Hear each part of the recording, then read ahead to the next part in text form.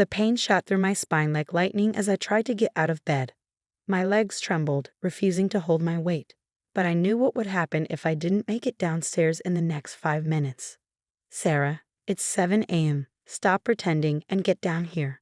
My stepmother Lisa's voice pierced through the walls of our Victorian house. At 23, I'd become the family's designated attention seeker. Every wince, every tear, every doctor's appointment was met with eye rolls and accusations. Even my father, once my biggest supporter, had started believing Lisa's narrative about my manufactured symptoms. I'm trying, I called back, my voice shaking as I gripped the bedpost. The room spun violently, but I forced myself to stand. 3 steps to the dresser. 5 to the door. Just keep moving. Oh, look who finally decided to grace us with her presence. My stepsister Megan sneered as I carefully made my way down the stairs, clinging to the railing. At 19, she fully embraced her mother's attitude toward me. Dad sat at the breakfast table, hidden behind his newspaper. He didn't look up when I slowly lowered myself into a chair, biting back a whimper as my joints protested. The dishes need washing, Lisa announced, pointedly staring at the full sink. Since you can't contribute to the household financially anymore, the least you can do is keep up with chores. 6 months ago, I'd been forced to leave my job as a graphic designer when the mysterious symptoms became too severe to ignore. The migraines, joint pain, muscle weakness, and constant fatigue had transformed me from an independent young woman into someone who could barely make it through basic daily tasks. I'll do them after breakfast, I promised, reaching for a piece of toast with trembling hands. Like you did yesterday, Megan rolled her eyes. Oh wait, you were too busy having one of your episodes then too. The toast turned to ash in my mouth as I remembered yesterday's incident. I collapsed in the kitchen, my legs giving out without warning. Instead of helping me up, they'd stood around discussing how I was obviously faking for sympathy. I have a doctor's appointment today, I said quietly, directing my words to Dad's newspaper. Dr. Williams wants to run more tests. The newspaper lowered slightly. Another appointment? Sarah, this is getting ridiculous. Do you know how much money we've wasted on your imaginary illness? It's not imaginary, I whispered, fighting back tears. Something's really wrong. Dr. Williams thinks. Dr. Williams thinks whatever you want him to think, Lisa interrupted. You've always been good at manipulating people, haven't you? I stared at my plate, remembering when I'd first moved in with Dad and Lisa after Mom's death 5 years ago. Things had been different then. Lisa had actually seemed to care, before she decided I was competing for Dad's attention. The room suddenly tilted, and my vision blurred at the edges. Not now, I pleaded silently, but my body had other plans. The toast slipped from my fingers as violent tremors racked my frame. Oh, here we go again, Megan sighed dramatically. Should we call the Oscar committee? Through the haze of pain, I heard chairs scraping back. No one came to help. They just watched as I slid from my chair onto the cold kitchen floor, my muscles spasming uncontrollably. Sarah, enough. Dad's voice was sharp. This attention-seeking behavior has to stop. But I couldn't stop. My body was betraying me in ways I couldn't, or wouldn't, understand. As consciousness started to fade, I heard Lisa on the phone. Yes, she's doing it again, she was saying, presumably to Dr. Williams' office. We need this to end. Send whoever you need to send. We'll prove she's faking. The next thing I remember is opening my eyes to find not just Dr. Williams, but a stern-looking woman in a white coat kneeling beside me on the kitchen floor. I'm Dr. Eleanor Chen, neurology specialist, she said, her fingers pressed against my wrist. Just lie still while I examine you. My family hovered nearby, their expressions a mix of annoyance and embarrassment at having a specialist witness what they assumed was my latest performance. But as Dr. Chen conducted her examination, her face grew increasingly serious. She pulled out various instruments, testing my reflexes, muscle strength, and nervous system responses. With each test, her frown deepened. How long has she been experiencing these symptoms? She asked sharply. She claims it's been 6 months, Lisa replied, emphasizing the word claims.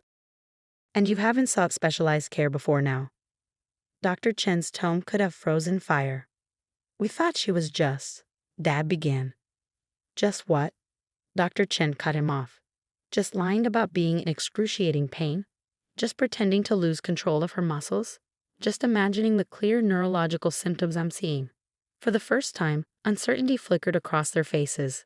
Dr. Chen stood up, her professional demeanor barely containing her anger. "This young woman needs immediate hospitalization," she announced, "and we need to have a very serious discussion about medical neglect." The word neglect hit like a thunderbolt. My family stood frozen as Dr. Chen called for an ambulance, their certainty about my attention-seeking finally beginning to crack. Little did they know, this was just the beginning. Dr. Chen's arrival would shatter their comfortable illusions and force them to face the devastating consequences of their disbelief. The emergency room buzzed with activity as doctors and nurses rushed around me. Dr. Chen hadn't left my side during the ambulance ride, efficiently briefing the hospital staff about my condition. My family trailed behind, looking increasingly lost as medical terms flew over their heads. "Her test results are concerning," Dr. Chen announced, studying a fresh set of scans. "The inflammation patterns are exactly what I suspected. We need to start treatment immediately." "What exactly are we looking at?" Dad asked, his usual confidence crumbling under Dr. Chen's stern gaze. "Your daughter has a severe neurological condition that has been left untreated for months," she replied, her voice sharp. "The damage is extensive, and it could have been prevented with early intervention." Lisa, who had spent months calling me a drama queen, suddenly found her designer shoes fascinating. But she seemed fine most days. "Fine?" Dr. Chen's eyebrow arched. "Ms. Thompson, I've reviewed Sarah's medical history. She's documented every symptom, every episode, every time she asked for help. The only thing fine about this situation is how finely tuned your ability to ignore her suffering has become." Megan shifted uncomfortably in her chair. "We thought she was just trying to get attention." "Oh, she has my attention now," Dr. Chen replied coldly, "along with the attention of every specialist in this hospital. Would you like to know what we're seeing?" She pulled up my scans on a screen, pointing out areas of inflammation and damage. My family's faces paled as she explained each finding in excruciating detail. "This," she pointed to one area, "is why she couldn't stand most mornings. And this is why she kept dropping things. And here's why she experienced those fake episodes you so callously dismissed." Dad sank into a chair, his face ashen. "Why didn't any other doctors catch this?" "Because you kept canceling her appointments," Dr. Chen answered, consulting my records. "Every time a doctor suggested specialized testing, you dismissed it as attention-seeking behavior. You actively prevented her from getting the care she needed." The weight of their actions finally seemed to hit them. Lisa started crying, while Megan looked like she might be sick. "What happens now?" Dad asked quietly. "Now," Dr. Chen checked my IV. "Now Sarah begins aggressive treatment to prevent further damage. She'll need extensive physical therapy, medication, and regular monitoring. And you," she fixed them with a stern look, "will all attend mandatory family counseling." "We'll do anything," Lisa whispered, reaching for my hand. I pulled away, not ready for her sudden show of concern. Dr. Chen noticed. "Sarah's psychological recovery may take longer than her physical one. 6 months of being told you're lying about your own body takes a toll." A young nurse entered with more medication, checking my vitals with gentle efficiency. "The pain management team will be here soon," she told me kindly. "You won't have to suffer in silence anymore." Those words hit my family like physical blows. They'd forced me to suffer in silence, had made me question my own sanity, had turned my pain into a family joke. "There's something else we need to discuss," Dr. Chen said, her tone becoming even more serious. "Given the level of medical neglect involved, I'm obligated to file a report. Sarah is an adult, but the deliberate dismissal of her symptoms and prevention of medical care raises serious concerns." Dad's head snapped up. "A report?" "Yes, Mr. Thompson. Your daughter could have suffered permanent disability due to delayed treatment. There are legal implications to consider." The room fell silent except for the steady beep of monitors. My family had always wielded power over me through their disbelief, but now they sat powerless as medical professionals documented their neglect. "I didn't know," Dad whispered, more to himself than anyone else. "I really didn't know." "That's the problem," Dr. Chen replied. "You didn't want to know. You chose to believe she was lying rather than consider something might actually be wrong." Lisa dabbed at her eyes with an expensive tissue. "We can fix this, right? We can make it up to her." Dr. Chen looked at me, letting me answer. You can't fix the last 6 months, I said, my voice stronger than it had been in weeks. You can't undo the damage or erase how you treated me, but you can learn from it. We will, Megan promised, speaking up for the first time in hours. We'll do better. Dr. Chen nodded approvingly. That's a start, but the road ahead won't be easy. Sarah needs support, not suspicion. Can you provide that? They nodded eagerly, desperately, but I noticed Dr. Chen didn't look convinced. She'd probably seen many families like mine, forced to face their mistakes only when confronted with undeniable evidence. As my family filed out later that evening, following Dr. Chen's orders to let me rest, I caught a glimpse of their faces. The arrogance was gone, replaced by shame and uncertainty. They'd wanted proof of my illness. Now they had it, in stark medical terms they couldn't dismiss. 3 months into my treatment, the dynamic in our house had shifted dramatically. The same family that once mocked my symptoms now tiptoed around me, their guilt manifesting in different ways. Dr. Chen's report had triggered an investigation, resulting in mandatory counseling sessions with Dr. Peterson, a specialist in medical trauma. Every Tuesday, we sat in her office, unpacking months of dismissal and denial. Sarah endured something deeply traumatic, Dr. Peterson explained during one session. Being disbelieved about your own pain by those meant to protect you creates lasting psychological damage. Lisa, who'd replaced her dismissive comments with excessive hovering, burst into tears. I keep thinking about all the times she begged for help, and I just ignored her. It's not enough to feel guilty, Dr. Peterson responded firmly. You need to understand why you chose disbelief over support. Megan, who'd stopped making snide remarks about attention-seeking, spoke up. I followed Mom's lead. I never even considered Sarah might actually be sick. And that's part of the problem, Dr. Peterson noted. You all created an echo chamber of dismissal, reinforcing each other's assumptions without questioning them. Dad, who'd grown quieter since Dr. Chen's intervention, cleared his throat. I failed as a father. After her mother died, I promised to protect her, but instead, you protected your new family's narrative about me. I finished for him. It was easier to believe I was lying than face the truth. The truth had become impossible to ignore. Under Dr. Chen's care, my condition slowly improved, but the damage from months of neglect left its mark. Physical therapy 3 times a week, regular neurological checkups, and a cocktail of medications became my new normal. One evening, I found Megan in my room, staring at my medication organizer. 8 pills a day, she whispered, and we called you dramatic for asking for help. 12 on bad days, I corrected her, watching her face fall further. How do you not hate us?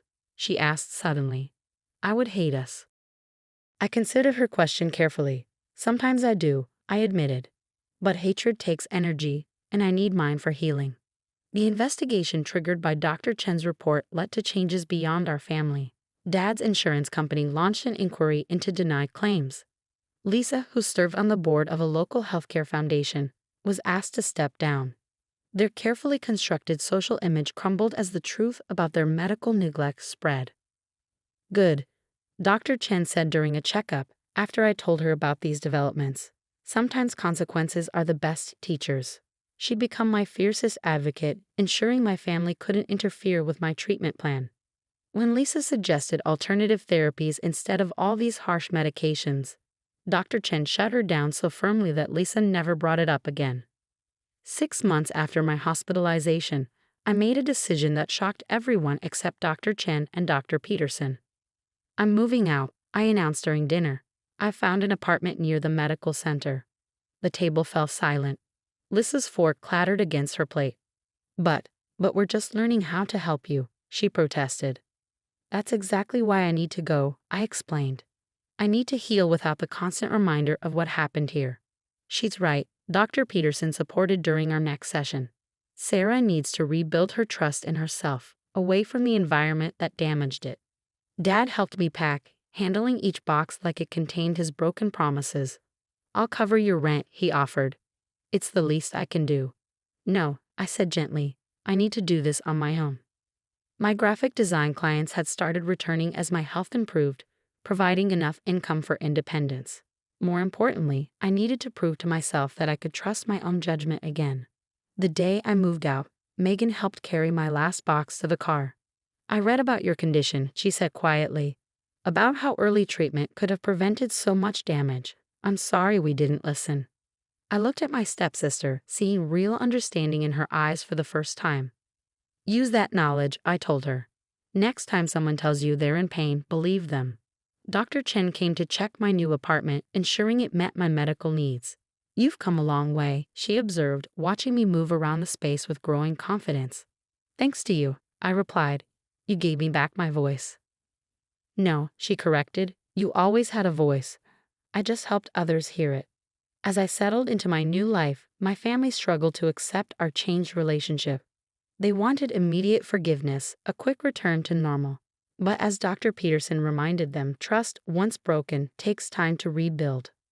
Remember, she said during our final family session, Sarah's independence isn't a punishment. It's her taking control of her health and her life.